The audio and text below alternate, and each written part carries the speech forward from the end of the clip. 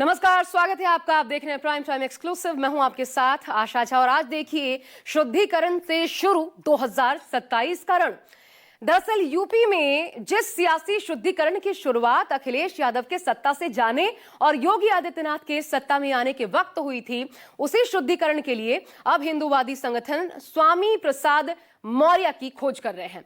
कांवड़ियों को गुंडा माफिया अपराधी बताने वाले मौर्य विश्व हिंदू रक्षा परिषद के निशाने पर हैं। लेकिन इसके बावजूद मौर्य न सिर्फ अपने बयान पर कायम है, बल्कि लगे हाथ हिंदूवादी संगठनों को भड़काने वाला उकसाऊ बयान और दे रहे हैं।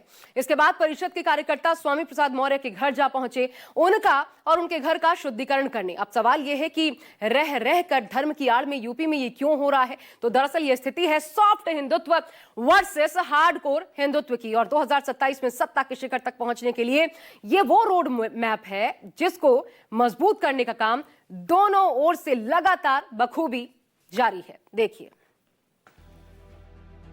ये 4 तस्वीरें आज की सियासत की 2027 के यूपी विधानसभा चुनाव को लेकर इन तस्वीरों के मायने निकाले जा रहे हैं। पहली तस्वीर कांवड़ यात्रा के दौरान कुछ कांवड़ियों के उत्पात की, जिसमें कांवड़िये तोड़फोड़, हंगामा और बवाल करते दिखाई दे रहे हैं। जबकि दूसरी तस्वीर राष्ट्रीय शोषित समाज पार्टी के राष्ट्रीय अध्यक्ष और पूर्व मंत्री स्वामी प्रसाद मौर्य के शुद्धिकरण की। जब कुछ लोग स्वामी प्रसाद मौर्य का शुद्धिकरण करने पहुंचे तो लखनऊ पुलिस ने उन्हें हिरासत में ले लिया। इसके अलावा तीसरी तस्वीर अखिलेश यादव के संसद के पास मस्जिद में जाने की और चौथी तस्वीर आरएसएस के साथ राष्ट्रीय इमाम संगठन के इमामों के साथ हुई मीटिंग के बाद की। 2027 में यूपी के विधानसभा चुनाव के संदर्भ में इन तस्वीरों का महत्व काफी बढ़ जाता। कांवड़ यात्रा के दौरान कुछ कांवड़ियों ने बवाल किया, जिसे लेकर कांवड़ियों पर सवाल। 2 लोग कुछ कांवड़ियों के उत्पात पर मुखर होकर, एक अखिलेश यादव जिन्होंने कांवड़ियों के उत्पात पर योगी सरकार पर सवाल खड़े किए और दूसरे रहे स्वामी प्रसाद मौर्य। अब योगी जी की सरकार है। अब योगी जी की सरकार पता नहीं किस तरह का समाज बनाना चाहते हैं, पता नहीं किस तरह का देश बनाना चाहते हैं कि जो हमारे परंपरागत त्योहार हैं, परंपरागत त्योहार में दखल दे रहे हैं। दखल नहीं देना चाहिए, ये त्योहार सबका है, मिलजुल का मनाना चाहिए। अब कांवड़ यात्रा संपन्न हो चुकी है, लेकिन इन तस्वीरों को लेकर विवाद बढ़ता जा रहा है। इसकी वजह राष्ट्रीय शोषित समाज पार्टी के राष्ट्रीय अध्यक्ष स्वामी प्रसाद मौर्य का एक बयान है। स्वाभाविक रूप से एक कांवड़िये नहीं है। कांवड़िये के भेष में सत्ता संरक्षण प्राप्त गुंडे माफिया अपराधी हैं, जो जुल्म जाति अत्याचार कहर बर्पा कर पूरे प्रदेश में भय और दहशत की वातावरण पैदा कर रहे हैं। सरकार को इस पर नकेल लगाना चाहिए, अन्यथा इसकी जवाबदेही भी उत्तर प्रदेश सरकार की होगी। भारत माता की। स्वामी प्रसाद मौर्य ने उत्पात मचाने वाले कांवड़ियों को गुंडा अपराधी कहा, तो इस पर कुछ हिंदू संगठन भड़क गए। विश्व हिंदू रक्षा परिषद स्वामी के बयान को सनातन धर्म और कांवड़ियों का अपमान बता रहे हैं।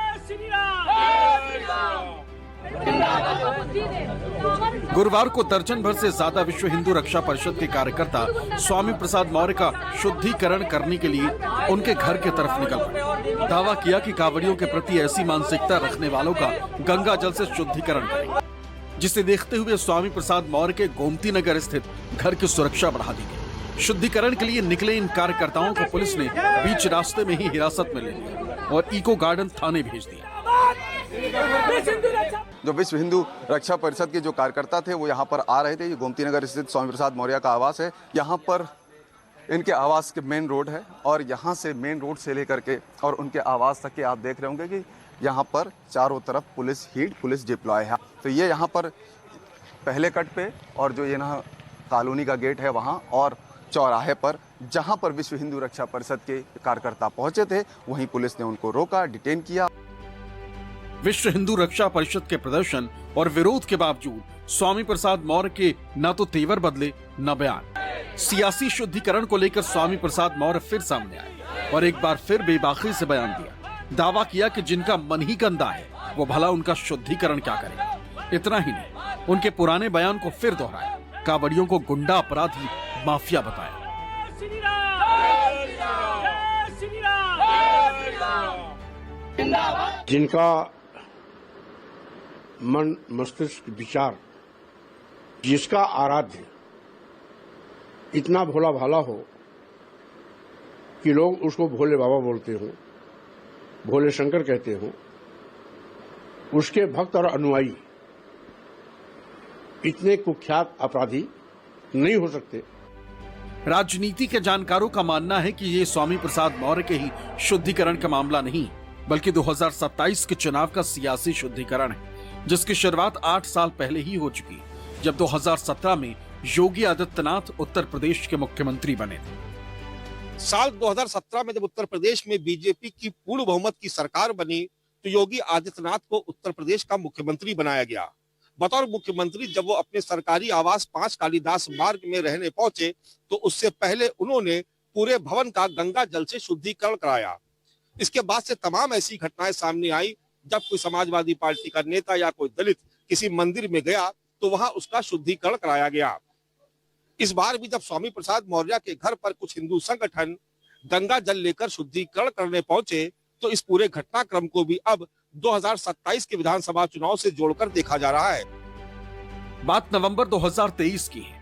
तब समाजवादी पार्टी के विधायक सैयदा खातून सिद्धार्थनगर स्थित मंदिर में हुए महायज्ञ में शामिल हुई थी, जिसके बाद खूब बवाल हुआ। इसके बाद बीजेपी नेता ने गंगा जल से मंदिर का शुद्धिकरण कराया था। इतना ही नहीं, कन्नौज में अखिलेश यादव मंदिर में गए तो मंदिर का शुद्धिकरण कराया गया। अलवर में कांग्रेस नेता मंदिर के प्राण प्रतिष्ठा समारोह में शामिल हुए, तब भी मंदिर का गंगा जल से शुद्धिकरण किया गया था। भाजपा सरकार द्वारा संरक्षित ये गुंडे माफिया अपराधी हैं जो इस प्रकार का कहर बरपा कर पूरे प्रदेश में भय और दहशत का वातावरण पैदा कर रहे हैं, और भय और दहशत के बिना पर ये सरकार लोगों में भय पैदा कर एक छत्र राज चलाना चाहती है। अब कांवरियों पर स्वामी प्रसाद मौर्य के बयान को लेकर हिंदू संगठन स्वामी का ही गंगा जल से शुद्धिकरण करने निकल पड़े। लेकिन स्वामी प्रसाद मौर्य ने साफ कर दिया कि जिनके मन ही गंदे हैं, जिनके दिमाग में ही गंदगी है, वो भला उनका शुद्धिकरण क्या करेंगे। लखनऊ से मनोज पांडे और मानस श्रीवास्तव के साथ ब्यूरो रिपोर्ट, न्यूज़ 24।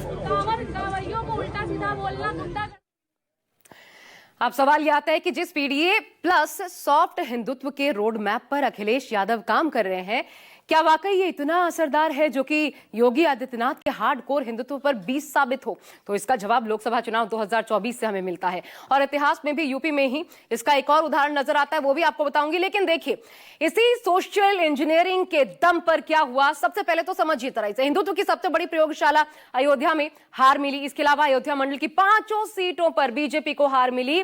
भाजपा ने चुनाव में सोशल इंजीनियरिंग की पूरी तरह से अनदेखी की और इस पर समाजवादी पार्टी का पीडीए दांव भारी पड़ गया।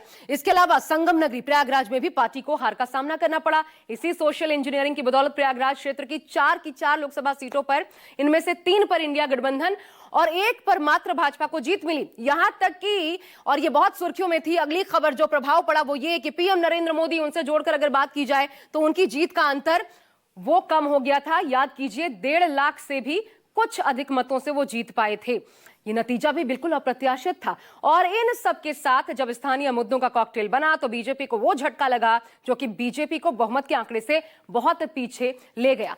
अब ऐसा ही एक प्रयोग यूपी में 1993 के चुनाव में भी हुआ था, जब राम मंदिर आंदोलन की लहर के बावजूद मुलायम सिंह यादव और कांचीराम के गठबंधन के सामने राम मंदिर आंदोलन का मुद्दा नहीं टिक पाया। सोशल इंजीनियरिंग की जीत हुई, यानी अखिलेश यादव उसी ट्राइड एंड टेस्टेड फॉर्मूले पर काम कर रहे हैं जिसका असर होता है, और यही परेशानी है यूपी में भाजपा की।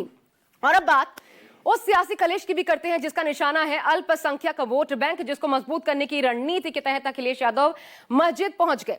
तस्वीरें सामने आई तो बीजेपी ने उन्हें मौलाना से लेकर नमाजवादी तक कह डाला। लेकिन इस विचारधारा के ठीक उलट आज आरएसएस प्रमुख मोहन भागवत पहुंच गए इमामों से मुलाकात करने। अब विपक्ष सवाल यह पूछ रहा है कि अगर अखिलेश मस्जिद जाने पर नमाजवादी हो जाते हैं तो फिर भागवत कौन है? देखिए, यूपी में अल्पसंख्यक वोट जरूरी, कितनी बड़ी सियासी मजबूरी। अखिलेश यादव और सपा सांसदों के मस्जिद जाने की ये ऐसी तस्वीर है जिस पर बुधवार को खूब सियासी कलेश हुआ, जिस पर सफाई देने के लिए खुद अखिलेश यादव को सामने आना पड़ा। उन्होंने तस्वीर को आस्था से जोड़ा और आस्था को जोड़ने वाला बताया। लेकिन अखिलेश यादव को यूपी के 2 डिप्टी सीएम ने नमाजवादी से लेकर मौलाना अखिलेश तक कह दिया। समाजवादी पार्टी के मुखिया और समाजवादी पार्टी हमेशा संविधान का उल्लंघन करते रहते हैं। भारतीय संविधान स्पष्ट कहता है कि राजनीतिक कार्यों के लिए हम धर्म का इस्तेमाल नहीं करेंगे और उनका संविधान पर कोई भरोसा नहीं है। हमेशा वो नमाजवादी बने रहते हैं। श्री अखिलेश यादव जी अपने को दिखाना चाहते हैं कि मौलाना अखिलेश यादव तुष्टीकरण की राजनीति की पराकाष्ठा करने वाली ये समाजवादी पार्टी है और उसी का यह चरित्र है कि मस्जिद के अंदर सांसदों के साथ बैठ करके और एक यह संदेश देना कि वह मुसलमानों के बहुत बड़े मसीहा हैं।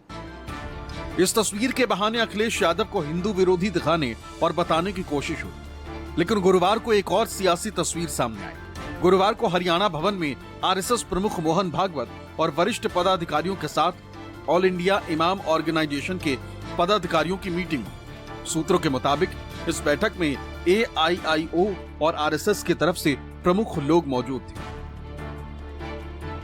जिसमें आरएसएस की तरफ से बैठक में आरएसएस प्रमुख मोहन भागवत, दत्तात्रेय होसबोल, इंद्र कुमार शामिल हुए, जबकि ऑल इंडिया इमाम ऑर्गेनाइजेशन के प्रमुख उमर अहमद इलियासी समेत 60 के करीब इमामों ने हिस्सा लिया।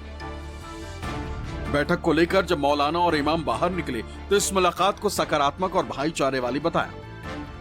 मोहन भागवत जी के निमंत्रण पर आए थे, उनसे मुलाकात की, अपनी बात उनको बताई, उनकी बात हमने सुनी, उन्होंने भी हमारी बहुत ध्यान से सुनी। तो ये हुआ है कि हमने जो बंद कमरे में बात की है ना उनके साथ, हम बाहर इसको क्योंकि शुरुआत है, गलतफहमियां दूर करने की शुरुआत है, एक दूसरे से करीब आने की शुरुआत है, तो कहीं कोई शैतान अपना काम न कर जाए। ये पहली बैठक है, आगे भी बैठकें होंगी। आरएसएस की मुस्लिम इमामों से मुलाकात के मायने दबे छिपे नहीं, मकसद साफ है। 27 के लिए मुस्लिम वोटर्स की दरकार अखिलेश यादव को भी है और बीजेपी को भी। लेकिन जब अखिलेश यादव मस्जिद जाते हैं तो वो नमाजवादी हो जाते हैं और आरएसएस लीडर इमामों के साथ मीटिंग करते हैं तो किसी को कोई आपत्ति नहीं। इमामों के जिस संगठन के साथ आरएसएस लीडर्स की मुलाकात हुई, उस संगठन का मुस्लिमों के एक बड़े वर्ग पर अच्छा खासा प्रभाव है। इस संगठन के बारे में जो जानकारी है उसके मुताबिक AIIO भारत के इमामों का प्रमुख संगठन है, 5 लाख इमामों का प्रतिनिधित्व करता है, 2 करोड़ मुसलमानों का धार्मिक मार्गदर्शन। संगठन के प्रमुख डॉक्टर उमर अहमद इलियासी अंतर धार्मिक शांति सद्भाव के लिए सक्रिय। सारे इश्यूज पे बात की, उनको बताया हमारी ये तकलीफें हैं, हमारे ये प्रॉब्लम्स हैं, उन्होंने लिखा, नोट किया।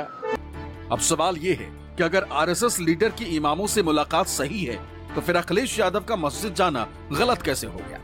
क्योंकि अखिलेश के मस्जिद जाने पर उन्हें बीजेपी नेताओं ने कोसना शुरू कर दिया। यहाँ तक कि अखिलेश यादव और सपा सांसदों के संसद के पास स्थित मस्जिद जाने पर बीजेपी अल्पसंख्यक मोर्चा के अध्यक्ष ने लोकसभा अध्यक्ष ओम बिरला को पत्र लिखा, जिसमें सपा सांसद मौलाना मोहिबुल्लाह नदवी पर ऑफिस ऑफ प्रॉफिट रखने का आरोप लगाया और 3 प्रमुख मांग की।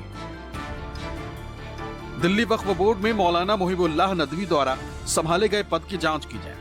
पद का लाभ पाया जाता है तो मामले को अनुच्छेद 103 के तहत चुनाव आयोग को जानकारी दी जाए। नियमों के अनुसार कार्रवाई की जाए, जिसमें सांसद को अयोग्य ठहराने की प्रक्रिया भी शामिल है। बीजेपी का आरोप है कि समाजवादी पार्टी के सांसद संविधान के तहत ऐसा कोई पद नहीं रख सकते जो उन्हें अयोग्यता की श्रेणी में ला दे। ये लोकसभा की गरिमा और निष्पक्षता पर सवाल खड़ा करता है। बीजेपी की मांग है कि लोकसभा अध्यक्ष तत्काल इस मामले में जांच शुरू कर उचित संवैधानिक कदम उठाए। अखिलेश जी और उनकी पार्टी लगातार तुष्टीकरण करके एक वर्ग विशेष को प्रसन्न करने के लिए, खुश रखने के लिए, अपने वोट बैंक को मजबूत करने के लिए लगातार उपक्रम करते रहते हैं।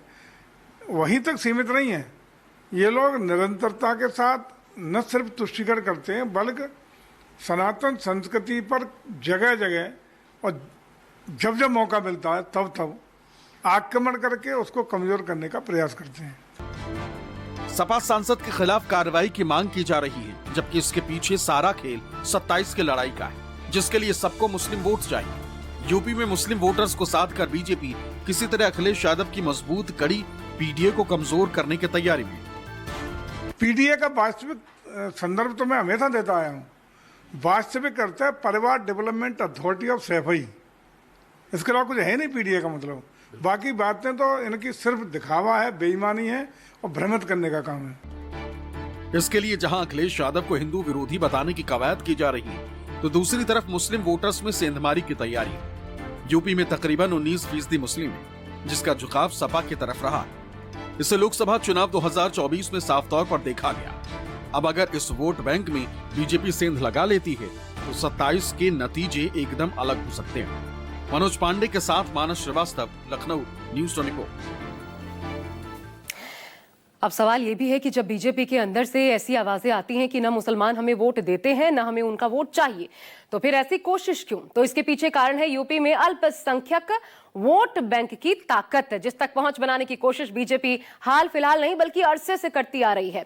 देखिए, यूपी में दरअसल कैसे एक बड़ा फैक्टर मुसलमान बन जाते हैं। तो 3,84,00,000 कुल मिलाकर के मुसलमानों की आबादी है, जो कि देश में चौथे नंबर पर आती है। असम, बंगाल, केरल के बाद सबसे ज्यादा मुस्लिम आबादी उत्तर प्रदेश में ही है। कुल यूपी की आबादी के लिहाज से ये कितनी बड़ी ताकत बन जाती है वो भी समझिए। राज्य की कुल आबादी का 19% है अल्पसंख्यक वोट बैंक, और इसलिए बीजेपी ने रणनीति बदली है। प्रदेश में जहां जहां मुस्लिम आबादी बहुत ज्यादा है, वहां पर मुस्लिम प्रत्याशियों का समर्थन करना भविष्य के लिए फायदेमंद हो सकता है। इसके लिए भरोसेमंद मुस्लिम प्रत्याशी और कार्यकर्ताओं की भी तलाश में पार्टी का अल्पसंख्यक मोर्चा जुटा हुआ है। अब ताकत समझिए, 143 विधानसभा सीटें ऐसी हैं जहां पर मुस्लिम समुदाय का असर नजर आता है, यानी ये ऐसी सीटें हैं जहां अल्पसंख्यक वोट बैंक के बिना किसी भी उम्मीदवार की जीत मुश्किल नजर आती है। अब इन 143 में से आगे देखिए 70 सीटों पर 20 से 30% मुस्लिम आबादी आती है, यानी किंग मेकर की भूमिका में इन सीटों पर आता है अल्पसंख्यक वोट बैंक। और 143 विधानसभा में से ही अगर बात करें, 36 सीटों पर मुस्लिम प्रत्याशी अपने बूते जीत पाने में कामयाब रहते हैं, यानी यहां पर किसी और के वोट के बिना भी वो अपने कोर वोट बैंक की बदौलत आसानी से जीत दर्ज कर सकते हैं। तो वहीं कुल मिलाकर के प्रदेश में 107 सीटों पर मुस्लिम वोटर जीत हार तय कर सकते हैं। अगर एक तरफा गया तो यानी ये वो फैक्टर है जिसकी पूरी तरह से अनदेखी भारी पड़ सकती है, और बीजेपी, आरएसएस इसे बखूबी समझते हैं। और अब चलिए बढ़ते हैं आगे। इस एक फैक्टर के बाद बात करते हैं जो इसको लेकर के पॉलिटिक्स हो रही है। मदनी का डिनर, लेकिन किन शर्तों के साथ और किसके साथ?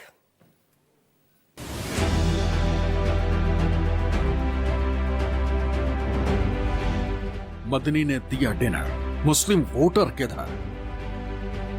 मुस्लिम वोटर्स को साधने की रणनीति की एक सियासी तस्वीर ये भी है। इस तस्वीर में विपक्षी पार्टियों के सांसद हैं, जिन्हें डिनर पर जमीयत उलेमाए हिंद ने बुलाया था, और डिनर पार्टी दिल्ली के 5 स्टार होटल शंग्रीला में रखी गई। ये तस्वीर और वीडियो उसी डिनर पार्टी के दौरान हुई मीटिंग की।